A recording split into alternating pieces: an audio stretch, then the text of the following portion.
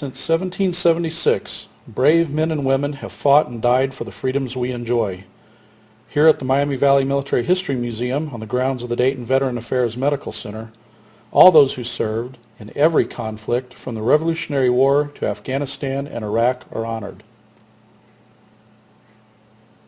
Hundreds of unique artifacts on display, many from local veterans, remind us of the sacrifices of our armed forces and their families in defense of our great nation.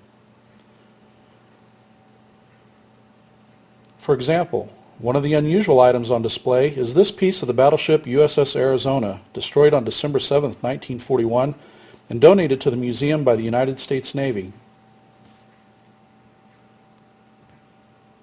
September 11, 2001 has been called the Pearl Harbor of the 21st century.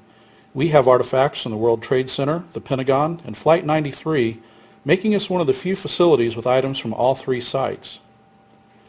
Troop ships carried thousands of soldiers to Vietnam. Those young soldiers passed the time in a variety of ways, including expressing their opinions and feelings on the bottom of the bunk directly above them.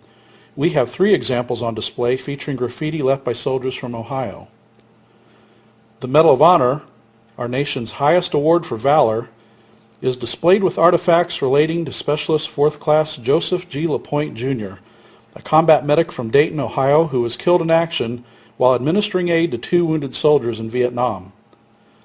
Visit the museum website, join us on Facebook, or stop by and join us in honoring all those who have served in defense of liberty, a place where our veterans are welcomed and honored.